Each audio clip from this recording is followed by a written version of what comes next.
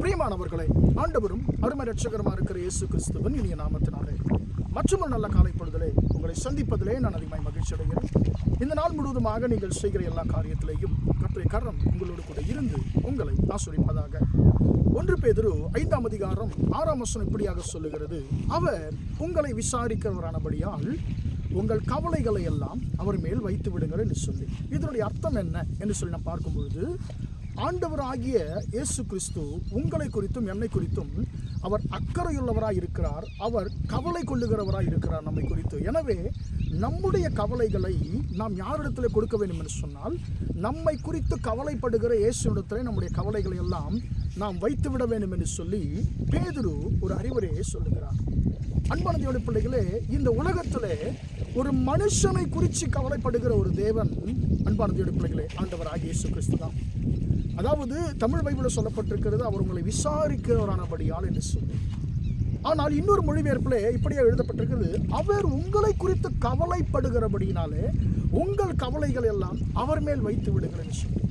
அன்பான தேவனுடைய பிள்ளைகளே, உதாரணமாக ஒரு தாயை நாம் பார்க்கும் பொழுது, ஒரு தாய் தான் தன்னுடைய பிள்ளை குறித்து கவலைப்படுவாங்க. அதாவது, ஐயோ என்னுடைய மகன் தூர பயணம் போயிருக்கிறான், என் மகன் சாப்பிட்டாரா இல்லையா தெரியலையே, என் பிள்ளை சாப்பிட்டுச்சா இல்லையா தெரியலையே, என் பிள்ளை நன்றாக இருக்கா இல்லையா தெரியலையே என்று சொல்லி தன்னை குறித்து கவலைப்படுவதை விட தன் பிள்ளை குறித்து ஒரு தாய் கவலைப்படும். அன்பார்ந்த பிள்ளைகளே, அதுபோல தான் ஆண்டவராகிய இயேசு கிறிஸ்து அவர் தாயுள்ளம் படைத்தவர். அவர் சொல்லுங்க, அவர் உங்களை குறித்து என்னை குறித்து அவர் கவலைப்படுகிற தேவனாக இருக்கிறார். அவர் நம்மை ஒவ்வொரு நாளும் விசாரிப்பார். மகனே மகளே, உனக்கு என்ன வேண்டும், உனக்கு என்ன தேவை என்று சொல்லி நம்மை கேட்கிற தேவன். யோவான் 5ஆம் அதிகாரத்திலே நாம் ஒரு மனுஷனை பார்க்க முடியும். பெத்தஸ்தா குளத்தண்டையிலே 38 வருஷமாய் வியாதியாய் ஒருவன் இருக்கிறான். அவனை யாருமே விசாரிக்கல. ஆனால் ஆண்டவராகிய இயேசு கிறிஸ்து அவனை பார்த்து அவன் சூழ்நிலையை அறிந்து கொண்டு அவனை பார்த்து அவனை விசாரிக்கிறார். சொஸ்தமாக விரும்புகிறாயா என்று சொல்லி கேட்கிறார். அவனை சொஸ்தப்படுத்துகிறார். அன்பான தேவனுடைய பிள்ளைகளே, அதே போல இன்றைக்கு கர்த்தர் உங்களை விசாரிக்கிற தேவன்.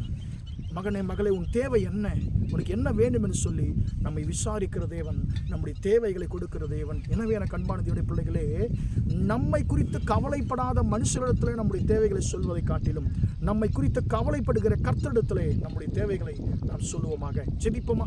இரக்கமுள்ள தகப்பனே, உம்மை நன்றியோடு துதிக்கிறோம், ஸ்தோத்திரிக்கிறோம் ஐயா. இம்மட்டுமாக ஆண்டவரே, இந்த வார்த்தைகளை கேட்டு உங்களுடைய பிள்ளைகளை நீங்கள் ஆசீர்வதிங்க ஆண்டவரே.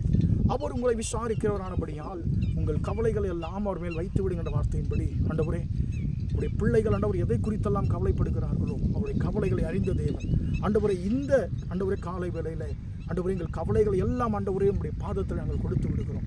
உடைய பிள்ளைகளுடைய எல்லா விதமான கவலைகளையும் மாற்றி உடைய பிள்ளைகளை ஆசீர்வதிக்கும்படியாக ஜெபிக்கிறேன். இந்த நாள் முழுவதுமாய் உடைய பிள்ளைகளோடு கூட இருந்து ஆண்டவரே நீ நடத்தும்படியாய் இயேசு நாமத்தில் ஜெபிக்கிறேன் பிதாவே. ஆமென்.